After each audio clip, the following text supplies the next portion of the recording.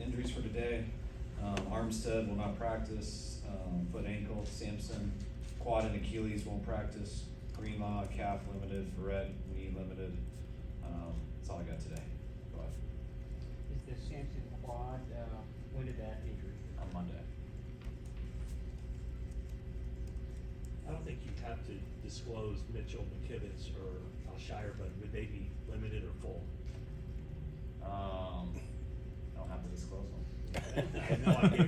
No, they're full, they're going. They're full, I okay. think I would if they're limited, but, it actually doesn't say that on here. They're full in my mind. I don't have a rep count on them. You don't. No. Debo and Juan are cleared for full Yep. participation. Yep. What do you do during the bye week? Hung out here for a few days, got my first trick-or-treating in 8 years, which was fun.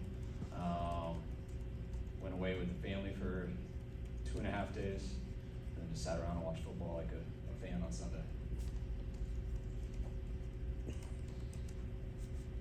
Can you kind of give us a little update on what you're expecting to see out of Jason Brett and how much closer he is to maybe? I mean, I thought he was real close when we considered him last week, or 2 weeks ago. I know he was here for a lot of the time when we were away. I know he did some stuff down on his own, where he goes. And so I expect him to be further away this week. I'll see him out there in about an hour, but, hopefully he's closer. Would you consider doing like a cornerback platoon the way you do a right guard platoon, or would he need to be ready to play the whole game when he's? No, we consider that, yeah. Like this will be the first opportunity to give a full-blown game plan with both Debo and McCaffrey, and that's like a story of almost national interest. People wondering what you're going to do, and not that you're going to disclose anything. What can they do for each other when they're on the field at the same time, regardless of where they are? I mean, you got 5 guys who can touch the ball, so the more people have to worry about those 5 guys, the better. I mean, you got 2 guys who are a little bit interchangeable at different positions, but they both can play the other one's position. So it just makes it a lot easier to distribute the field. It's not like Debo's gonna do this for him or he's gonna do that for Debo. They both do it for everybody, including one another themselves. Just makes a little bit more space and makes a little bit more of a threat on whoever gets the ball in their hands. What's the hardest part about preparing for Austin Eckler? Just that he can do everything. I think he's one of the better backs in this league. He's a very natural runner, hits the right holes. When someone on defense makes a mistake, he makes them pay right away. He's extremely efficient and good in the pass game, whether it's screens or run routes or checkdowns. Doesn't seem to fumble. He's as consistent as it gets. He does in all aspects. What's uniquely difficult about defending Justin Herbert? That he's got the skill set to do everything. It always starts with how good of a thrower someone is, and he's right there with the top guys on this planet. Whether it's accuracy, whether it's doing it from tough angles, or whether it's just arm strength. Whenever you have a guy like that who does have that athletic ability to be a threat, if you don't account for him, it's a huge challenge. What do you remember most about scrimmaging these guys last September or last August, and then maybe especially Derwin James and what he brings to that defense? I mean, they were just getting going, but we were real familiar with them. With Brandon being with LA the year before and playing them twice, so it was a real good week. We all got good work. It was good work that we got as we got, and so I think both teams enjoyed it a lot. We weren't on each other's schedule, so we weren't too worried about much. But a year later, I can see that they've added some guys, and they're a really good team. And Derwin, I mean, I think as highly of Derwin as any safety in this league. He is. He was that good coming out in college. I mean, he's a guy we really liked, and everything he's done at the Chargers has kind of been as expected. Debo has had, I think his last 14 carries is 33 yards. I realize it's not like a huge sample size, but I don't think there was ever a stretch last year where he was, limited that much. Our defenses, I mean, are they keying in on him more than they were last year? And can McCaffrey help him with that? I don't think Christian changes much of that. People know how big of a threat he is, and they know how much they better bring him when he goes. And I don't necessarily look at it as if you don't get that big one, then those yards per carry aren't going to be that good because we don't give it to him a ton. And we haven't gotten that big one yet. I think we got a big one for Seattle, which was one of our worst looks that we had, and he made the first guy miss and went 50-something. But he hasn't had that good look, just hit it clean to the house, and we don't get that. It's tough to get a big one unless you keep handing it to him. people are doing a pretty good job making sure they have safeties there. You guys do self-scout during the bye week or any special projects like that?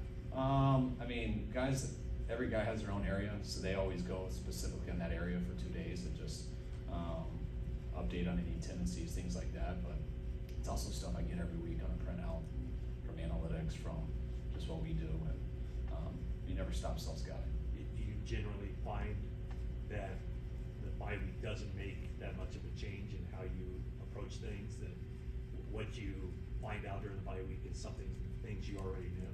Yeah, I've been on teams that you try to reinvent the wheel during the bye week, and all you do is miss your opportunity to catch up on sleep, and you die out in a few days.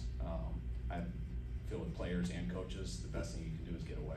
But I think it's harder when, that's why I hate the bye week when it's like week 3 and week 4, because you're not ready quite yet. We need you to get away a little physically and mentally, and you always look at stuff, you do it for 2 days hard before you go with the players.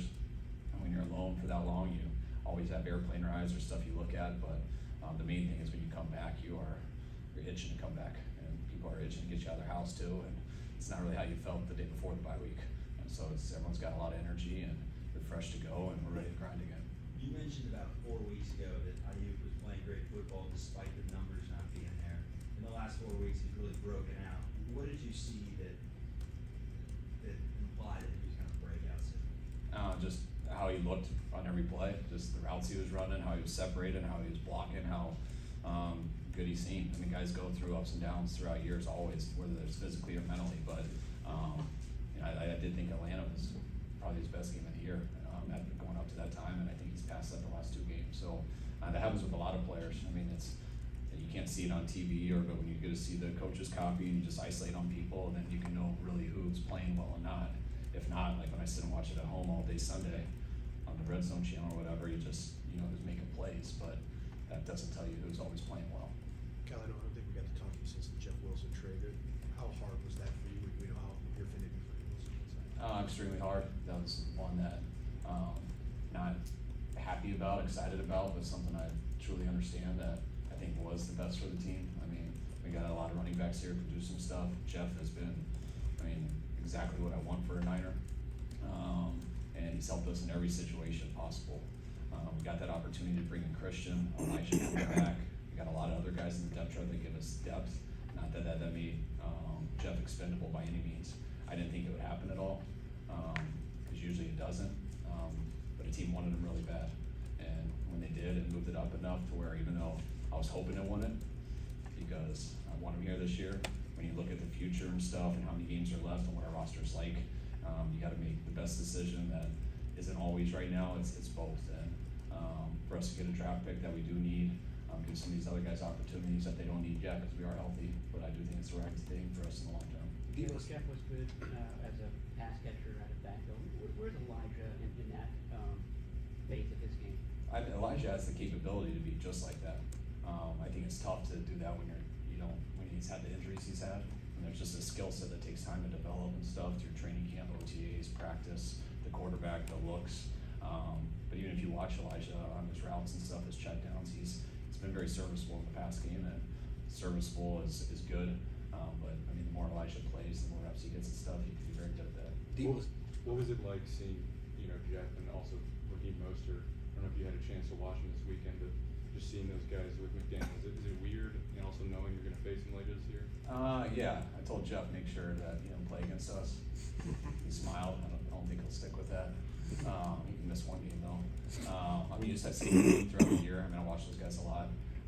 And then watching Sunday, just watching on the Red Zone Network, I was happy for Jeff. I don't like seeing him making plays in another uniform that's not a Niner. So that's kind of like, you take that a little personal, but then you think of Jeff, and Jeff always wanted to be here, but he also knew this opportunity was best for him and his family. And Jeff was going to be a free agent at the end of this year, and he's got a chance to go somewhere that really needs him, a chance to where he basically be used as a starter, him and Raheem.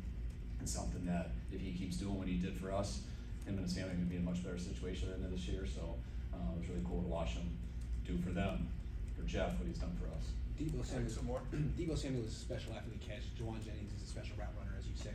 What makes Brandon Ayuk special in your mind? That he has the capability to do everything.